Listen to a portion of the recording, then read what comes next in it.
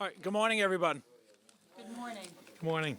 I'm Paul Cohen, I'm town manager here in the town of Chelmsford, and I want to welcome all of you here today and appreciate you taking time out of your busy class schedules to meet with us today. We're really honored to have the presence of our local Congresswoman, Lori Trahan, with us this morning, who has a great announcement and draw our attention to great funding that's coming from the federal government to the town in the area of technology. And she'll speak to it, and also we'll hear more about it in the presentation this morning. But we're very fortunate as we're emerging from the pandemic and in the challenges of our world today that we're receiving ongoing financial assistance from the federal government into our community. And it's most commonly known as the American Rescue Plan Act, or ARPA by the acronym, because everything today has an acronym. And we have funding for technology and really to allow students such as yourselves, and when you go on into the high school, to be connected virtually from home as well as into the classroom in terms of being able to operate on computers and with today's technology. And that's what this announcement and ceremony is all about. So again, we're real fortunate. We're also joined this morning. I want to recognize we have members of our select board with us today. Select board member Ken Lefebvre, who's the vice chair of the select board, and select board woman member Pat Wojcik, who's with us today as well. We also have Dr. Lang, who you'll be hearing from just after me, your superintendent of schools. And then we have before us 4 members to my left on the school committee: Donna Newcomb, John Moses, Bernie Battle, and I'm sorry, Jeff Doherty. Jeff Doherty. Yeah, what year is that? Sorry. Jeff Doherty and Maria Santos. I don't know why Bernie's on my mind to like, come to this facility, so thank you so much.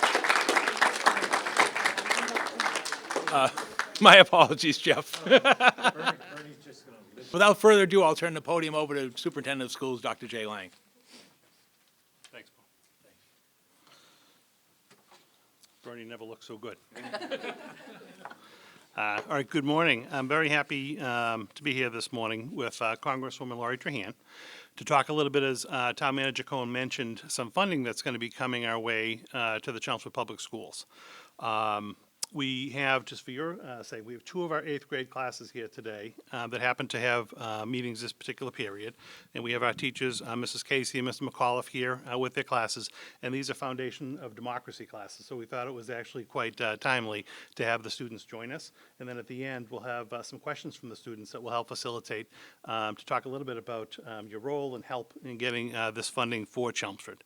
But if you think back actually to 2019, right prior to the pandemic when that hit, as a district, we had actually started to implement a one-on-one computer initiative because we wanted to provide every one of our students with their own device.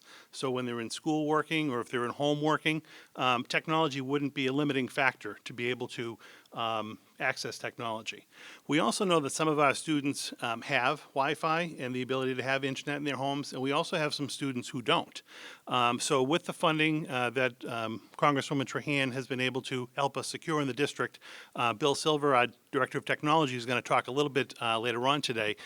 We've been able to provide, again, both new Chromebooks for our school district as well as internet in homes for some of our students who may not have that. I'm not going to get too deep into that. We're going to let our Director of Technology talk a little bit about how we're going to use that funding, but we're very appreciative of your work in Congress in helping us secure this funding, and Bill Silver, our Director of Technology, in actually securing that funding. So before we actually hear from Congresswoman Trahan, I just want to introduce her a little bit and give you a little bit of information about her. In 2018 was when she was first elected to Congress. She serves Chelmsford and a lot of other local communities, but she's always been very gracious to Chelmsford and the Chelmsford Public Schools in hosting and trying to find different resources that can help our education program. So we're really excited to have her here. Congresswoman Trahan, in addition to trying to help us secure this technology and funding, has also spent a lot of time on mental health services and trying to make sure our community has access to mental health services, has helped try to fight the opioid epidemic, and also affordable health care is something that's really critical to Congresswoman Trahan, and we appreciate her help with that. She's also, and I have to say this, just a fierce advocate in our community for traditionally underserved families. We very much appreciate your work in doing that. She is generally, just on a personal level, one of the most caring and committed individuals I've worked with. We actually had the pleasure of going to school together. So I know Congresswoman Trahan back from high school. You were Lorero at the time, that's correct. We actually had that opportunity, so we've stayed in touch, and I not only consider her a colleague, but a true friend, not only of myself, but of our community. So we're thrilled that she's able to join us here today. We'd love to hear you talk a little bit about the opportunities for Chelmsford, but very much, again, on behalf of the school committee, Representative Tammy Govea has joined us as well. On behalf of the school committee, the administration, just thank you for your efforts in helping secure this. We're really looking forward to hearing from you. And then again, we're going to have a few questions from our audience around your role. So thank you, Lori. Thank you so much.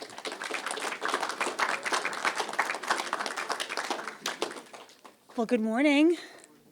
Oh, we do better than that. Good morning. Good morning. Oh, very good, very good. Well, I want to thank my former classmate, dear friend, Superintendent Jay Lang. And it is really great to be back here at the Parker Middle School. You know, 3 years ago, right after I was elected, I had my first town meeting here at your school. And it was a great opportunity for me to connect with, the folks I have the privilege of representing down in Washington. And a lot has happened since that first town meeting, but we're going to get into it today in talking about this funding. I'll tell you one thing that has not changed is this community's commitment. The people who I am joined with here are my partners, unbelievable partners in state and local government, Principal Parks, certainly Superintendent Lang, Town Manager Cohen, and all the members of the select board and the school committee, their commitment to you in making sure that your education and this community is only getting stronger. And that's been challenging, especially with the pandemic. These last couple of years have definitely showed us some tough times that we've had to adjust to. One of those challenges that became very clear was the digital divide. How many know what that is? How many know what that means, the digital divide? I won't cold call any of you yet. I know that you have questions for me, but it's when folks don't have equal access to the internet, which became very important during COVID-19 when people were working from home. How many people had parents working from home? Okay, if there were lots of, dead zones all across the district. I represent 37 communities, of which Chelmsford is one, and some areas of our district don't have coverage. They don't have internet. We had to make sure that folks had access. Students, not everybody has a tablet or a laptop or a device at home. And did you all learn from home for a little while? Absolutely. So principals, superintendents, technology directors, they were working around the clock to secure the technology that you all needed, the software that you all needed to help students get online and ensure that you didn't miss a day of learning and that you were continuing to learn even when it was from home. Parents like myself, I've got little girls, they're 7 and 11.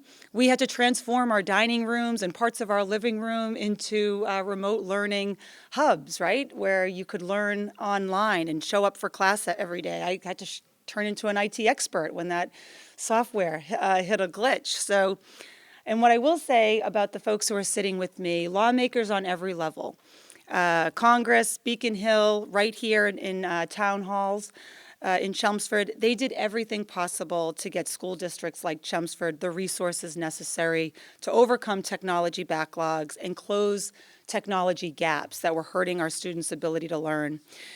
So as the pandemic evolved, we dealt with more surges, the costs associated with reopening schools, our response had to evolve. And in the federal government alone, Congress, which is where I serve, we sent nearly $190 billion in direct relief for elementary and secondary schools over these past 2 years. Through legislation, as Superintendent Lang mentioned, the American Rescue Plan, we created programs to help school districts cover the costs of unique and expensive programs designed to keep you all learning and to close that homework gap. So I'm proud that one of those programs, which is the Emergency Connectivity Fund, was delivered mightily for children all across the district that I represent, but also here in Chelmsford. And it was created to help schools and libraries cover the costs of laptops and tablets, Wi-Fi, hotspots, and other necessary technology. And this program delivered $4.3 million to the communities that I represent, $815,000 to Chelmsford alone. And I know how important that is. You know, I grew up right down the road. I grew up in Lowell. I went to public schools just like you. And when you get an influx of cash like that, let me tell you, first of all, these folks know what to do with it. They know how to get it right to you and make sure that the investments that we're making are going to have a direct and effective impact on your learning. But it's the whole ball game, making sure that you have access to all the tools that every other school district across the country has, so that you have the same opportunities when you're older. Just as we intended, you know, when Congress created the Emergency Connectivity Fund, Superintendent Lang and Bill Silver, who you're going to hear from, they used that federal funding to assist with the purchase of 2,200 Chromebooks for middle and high schoolers. So think about what would have happened if you didn't have access to that. I know some of you thought, oh, maybe we'd have a day off from learning. Well, a day off is one thing, but 180 days off is not good for anybody, including, most importantly, you. So this, I think, investment is going to is going to continue to be key as we make our way down the road to recovery from this pandemic. And many of us know much of the technological adjustments that we're forced to make during COVID, especially in our schools, they're here to stay. We're going to take a lot of those lessons, a lot of those investments that we've made, and we should embrace that. We should make sure that you all have the tools that you need to learn, not just in school, but also from home or wherever is best for you all to learn. But in order to do that, we have to make sure that every student has the tools, like Chromebooks, necessary for you all to keep up. So once again, I'm grateful to Superintendent Lang and members of the school committee and everyone in the Chelmsford Public Schools that they recognize the importance of making sure you have the tools that you need. And I look forward to working with everybody up here to secure even more funding through the federal programs that we've set up these last couple of years, like the Emergency Connectivity Fund, that's going to support those efforts. And I want to thank all of you for being here. I understand that you're learning civics. I can't wait to hear your questions. I'm sure you have more than a couple, especially for what's going on in Washington and more importantly, across the globe right now.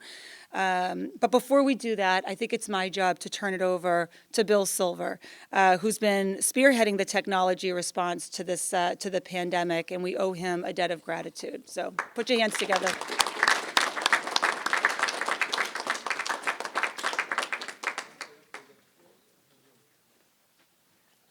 Thank you. How's everyone doing? Good? Good. You all are in 8th grade, right? Okay. So you're one of my only classes right now that have not become part of our one-to-one initiative formally. You begin that next year, even though most of you have been able to take devices home with you this year. This funding source that we've been given access to will directly impact you. As you just heard, we were able to secure 2,200 new Chromebook devices. So you all this summer will receive a brand new Chromebook that you'll use for your next 4 years in high school, which is very exciting. And in addition to that, we were able to secure 70 wireless hotspots for anyone who needs assistance to have internet at home. These have unlimited bandwidth associated with them, and they can be checked out from any of our libraries. So some fantastic components that we were able to secure with the ECF funding. We're very thankful for your assistance with that. Thank you.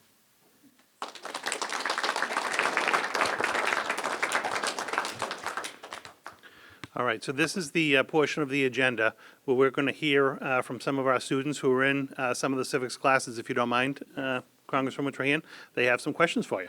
Perfect. If someone has a question, would you do me a favor and raise your hand, and then I'll come to you. The only thing we have to do is speak into the microphone.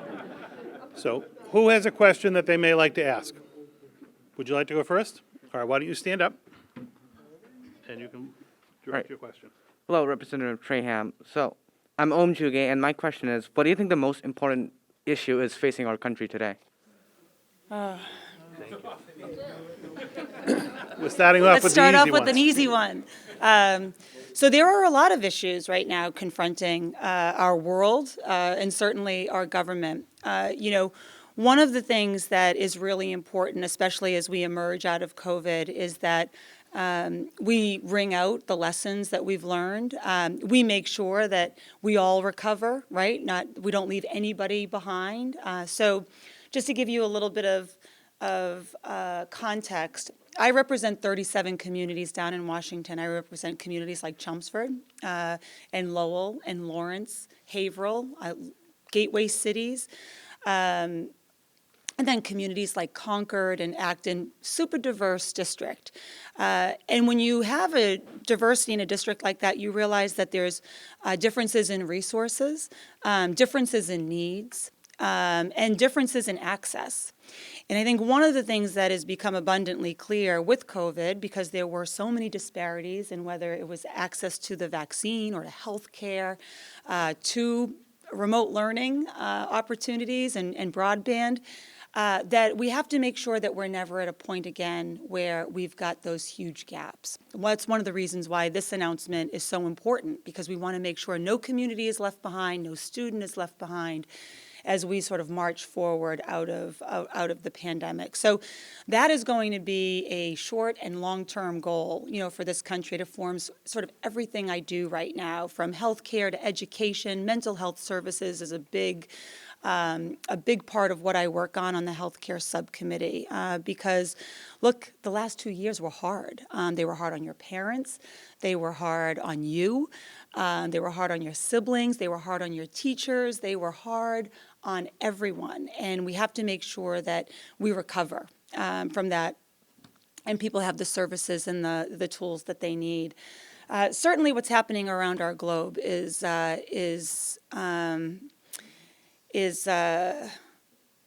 very important. It is a moment in our history, one that you all should be paying close attention to, because the unprovoked, the immoral invasion by Russia into Ukraine represents an attack on our freedom.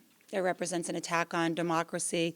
And you're all in civics, so you probably understand what the word sovereignty means, right? You've got a sovereign nation that is under threat because an autocratic regime wants to come in and take it over. That sort of is an underpinning for a disaster if that is accepted in our world. And so what we do in this moment is very important. And, it's a lot of what I work on right now in Washington, is making sure that we're getting aid, both military and humanitarian aid, to Ukraine and to our Eastern European allies. It's also a very important moment for us to live up to our obligation to NATO, of which we are a member. And for those of you who might not be familiar, Chapter 5 says an attack on one is an attack on all. And that's a very important treaty for us to be in, and it's a very important moment as we watch the events unfold in Ukraine and in our eastern flank of our NATO alliances. So there's no shortage of work to do. It really is hard to choose one thing that's most important. But I know, if the families like the one I grew up in, we had trouble affording health care. We had trouble affording a college education. Those are always going to be the foundations of the thing that I work on, is to make sure that families have access to the tools that are going to provide, a better life for themselves and for their families. So. Great. We have another question over here. Would you like to stand up and ask it? Hello, Representative Trahan. I'm Campbell Shazinski. I was wondering, what are some long-term goals you'd like to achieve, either bills you'd like to work towards or career goals for yourself? Great question. Another great question. So when you're in Congress, you have an opportunity to vote on a multitude of policy issues. And then you're on a committee where you are really focuses your body of work. I am on the Energy and Commerce Committee, and the Natural Resources Committee. And so a lot of the work I do is on those two committees because I just have a greater ability to introduce legislation, build, collaboration or coalitions in the Congress to get the things that I think are important done. So healthcare is a big part of what I work on. Ending the opioid epidemic, the mental health crisis that has only gotten worse in the last 2 years. Those are big priorities of mine. But I'll tell you another one because I think it's relatable to all of you is holding big tech accountable. I don't know if any of you followed, but there was a whistleblower who came out this past summer and revealed a bunch of research that Facebook and Instagram knew that the content that they were putting in front of you actually wasn't making you feel so great. In fact, it was making you feel worse about yourself. Because one, it's sort of set up that way where, you have the likes and the comments and you're constantly checking. You've got the filters. God bless our young women who those signal somehow, and I've got little girls myself, that, you got to put a filter on your face in order to look good. I mean, no, you don't. Okay, I'm here to say no, you don't. And it's not healthy. It's not age-appropriate design for our students. And they do that to make money, whether you realize it or not. They want to keep you on their platform so that they can attract more advertising dollars. And kids are getting on those platforms younger and younger and younger. So a big part of what I do, I used to work in tech, so I was not new to their model in terms of, looking at growth in terms of our children and not more adults, and also to how they make their apps very addictive in nature. And as a result, you keep going back. There's no amount of parental controls that they can deliver to make those platforms safer for you all. And so that's a big part of what I work on. I want to make sure that it's very transparent, that we know how they're targeting content to you. I want to have some rules of the road so that, there isn't an Instagram for kids that's onboarding kids even younger than you onto these platforms. And I want to make sure that they're held accountable when disinformation or misinformation spreads like wildfire, because bad things happen, like January 6th. And so it's really important that we rein in sort of the unfettered power of these platforms. That's a big thing that I work on, and that's going to take a while to accomplish. But I'm young with a lot of energy, so. All right, we have another question back here. Great. Would you like to ask it? Go ahead and stand up. Hi, Representative. I'm Lynn Afshar, and I was wondering, when you were new to working in Washington, what was something that surprised you? What was something that surprised me? It's kind of like going to a new school. You got like all these like little cliques and little pockets. There's you have to really be proactive about finding people that you're going to work with. You have to do your homework. I probably have to use the same skills that you all have to do in terms of finding friends or finding folks that, can help you study. Same deal in Washington. It's not really a relationship building venue. There aren't a lot of things that we do sort of socially or, just to meet other folks, especially between Democrats and Republicans, which are the two major parties. I just went on a trip to Poland, Romania, and Moldova so that I could see both the border crossings and the humanitarian and refugee crises that are playing out on the border of Ukraine.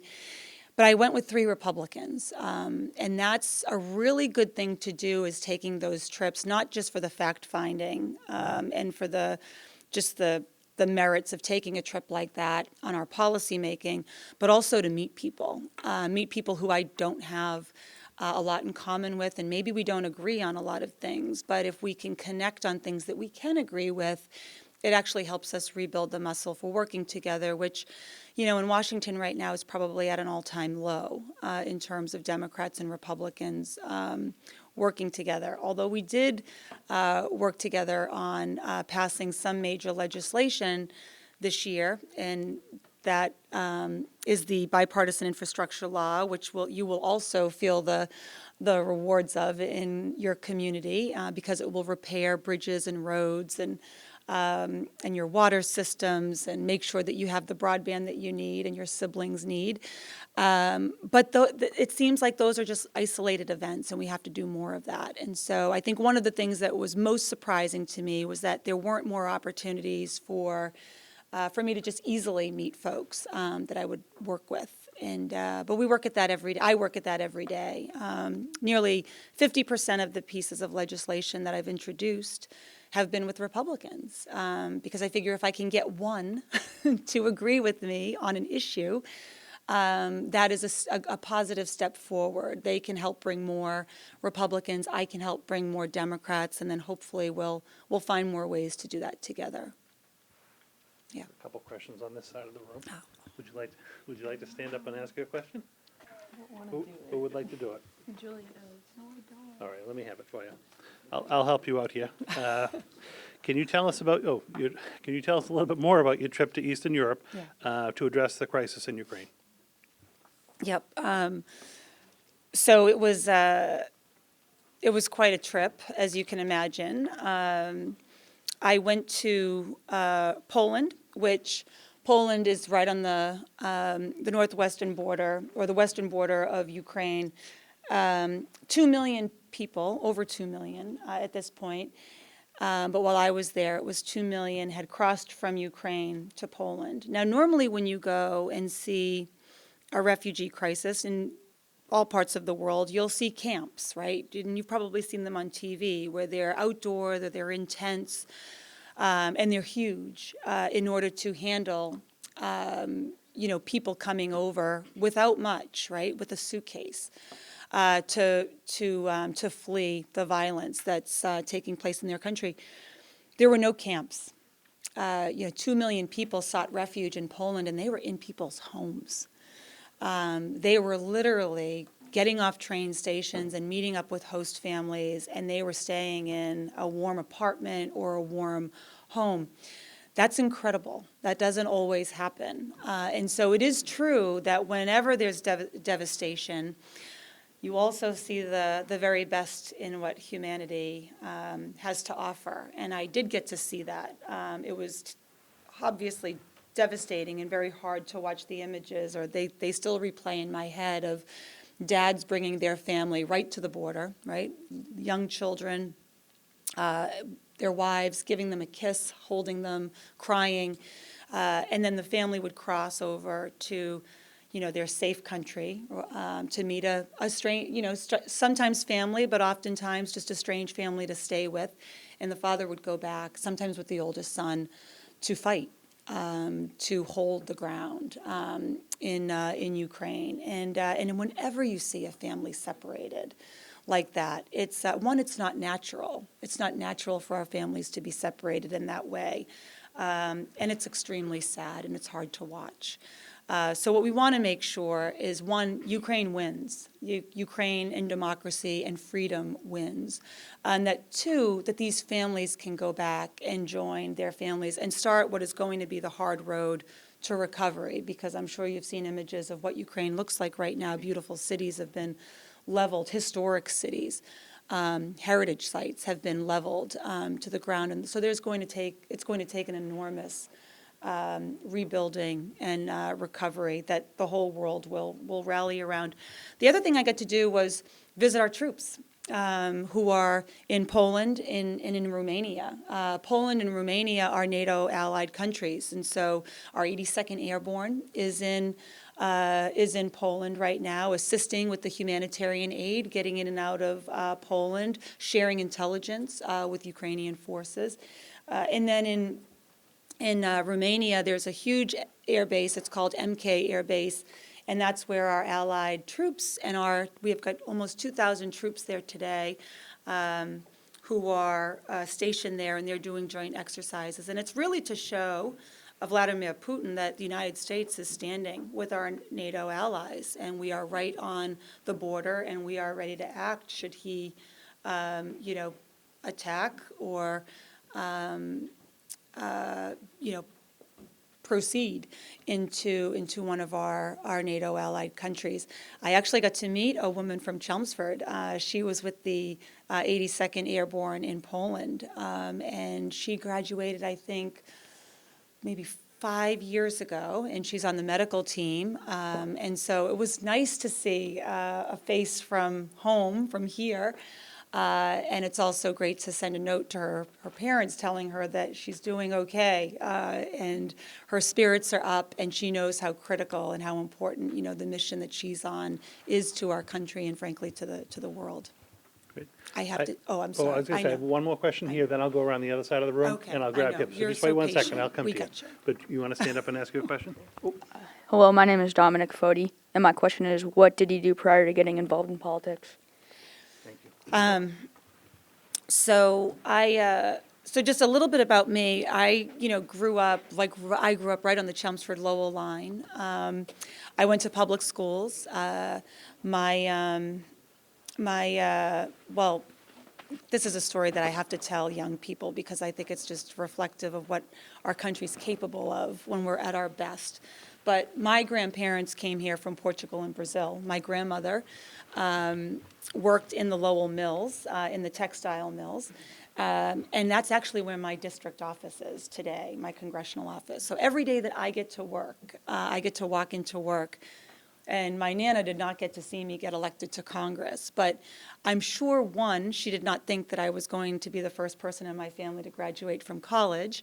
And two, she definitely wouldn't have thought that I would have been elected to the U.S. Congress. But it's a point of pride for me, and it's a reason why I work on so many of the issues that I do, immigration included, because our country was built by immigrants, and we are at our very best when we embrace immigrants from around the world into our country, and I'm an example of that. I went to Georgetown University on a volleyball scholarship, and from there I went to Capitol Hill, and I was a staffer for my congressman of this district back in 1995. His name was Congressman Marty Meehan. But I left the Hill. And it sounds crazy to say today, the reason I left the Hill, but I thought it was too partisan. You know, it was, people were kind of digging in on their sides and in their camps, Republican and Democrat, and I thought to myself, you know, I've been here for nearly 10 years. We've done some good stuff. We held tobacco accountable for selling products to kids. I worked on campaign finance reform, which got the money out of politics temporarily, unfortunately. And I'm like, I'm going to go do something else. And I went to tech. I worked in Cambridge for a bunch of years, and I worked at an audience targeting company, which helps inform how hard I am on tech today. And then I started my own business with two other women. And not surprisingly, especially to the young women in the room, but there is a shortage of women everywhere in leadership. It's not just in elected positions, it's not just in the Congress, but it's in CEO suites all across the world. And that was one of the things I got to work on, was how do we get more women into leadership roles so that we can have better decisions and better outcomes for all of you. And then in 2016, it was after Donald Trump was elected president. It caused me to look back at the Congress and say, we're still at like 22% women in the entire Congress, right? Too few. So little did I know that I had the same thought bubble as thousands of women in the country.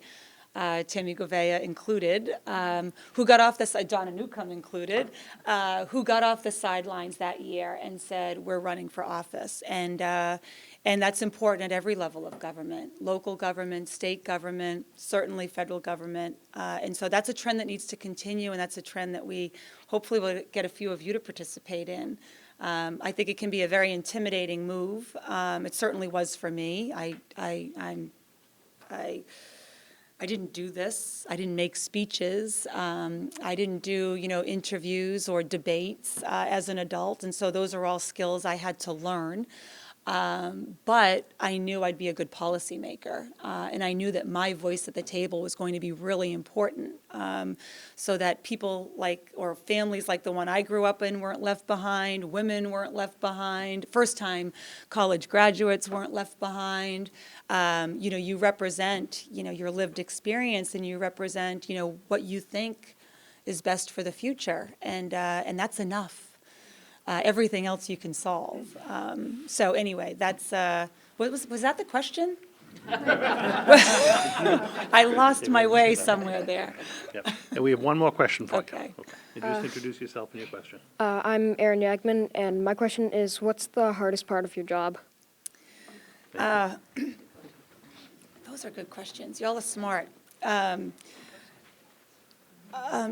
of the logistical challenges of my job can be hard. I go to Washington, I physically go there 3 to 4 days a week, almost every week.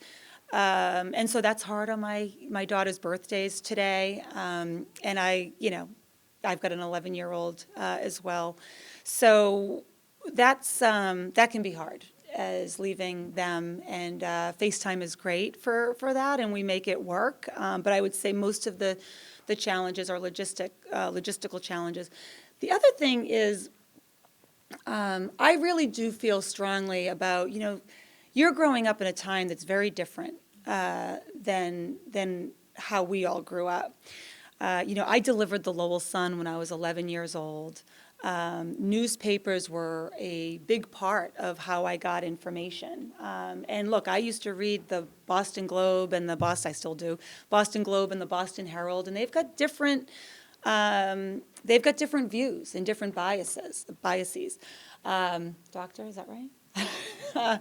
Wall Street Journal, New York Times, same thing.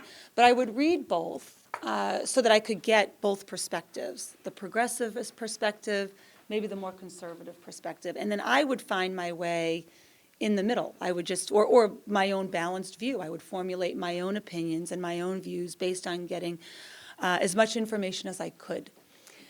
What's hard for you all is newspaper readership is way down. The local news is not, what it used to be. Thank goodness we have local cable stations and we still have local newspapers. But most people are getting their news from where? Yeah. I was gonna say media. Yeah, right. But you're getting your message, and like some folks get it on TV, but a lot of folks get it online, or they get it while they're reading their news feed on Twitter, and you don't know the source of the news. That's nothing we ever had to contend with. We always kind of understood the bias. And therefore, sort of the perspective that someone was pushing when we read our newspapers. And so I think a big challenge, and one of the hardest parts of my job, is a lot of times people are getting their news or their information. Some of it's accurate, some of it's not. And I also have 3 grown stepsons who, I see them grapple with, how do I make sure that what I'm reading is true? And it not take so much time. I mean, you don't have time, right? You just want to read something and then you want to verify that what I just read is a fact, so that I can act on it or I can shape an opinion on it. And so that is harder for you all. And so it's harder, it makes my job hard. It makes my job hard when I'm in a town meeting and someone has read something, and sometimes it's many things, but it's been pushed at them by, someone who is paid to push that opinion, and it's not rooted in fact. And so you have to debunk a lot of that. And I think at scale, it becomes problematic when, everybody is reading things that may or may not be true. So it's one of the things that we have to bolster, especially on social media and online. So before we wrap up and actually have a presentation, I'd like to just thank Chelmsford Telemedia, and I know we're all very pleased that they're here today to cover this event, so we very much appreciate that. And our elected officials and Town Manager Cohen. I'm going to turn it over to Principal Parks just for some closing remarks. Perfect. And then we'll have a little presentation. All right, thanks, everyone. Principal Parks.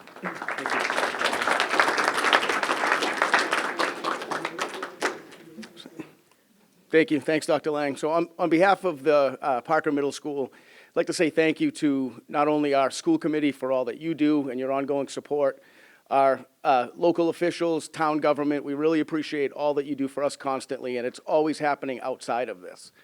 So, Congresswoman Trahan, especially thank you so much for coming out. As you can see, we have exceptional students here at Parker who are not afraid to ask some hardball questions, okay? So thank you to Ms. Casey and Mr. McAuliffe for bringing their students down and allowing us to take that time. We think beyond what the students are studying, to be able to actually see it in action and know that it wasn't just about getting support while you were learning online, or that the Chromebooks that are coming next year, things like that, but all of the work and all of the people that are doing amazing things behind the scenes that we don't always get to see. So this was such a great opportunity, and please consider this, on behalf of the school, an open invite. It doesn't have to be something this formal, but if you're ever available to come and talk with our students, we would be happy to have you. So thank you again. Thank you.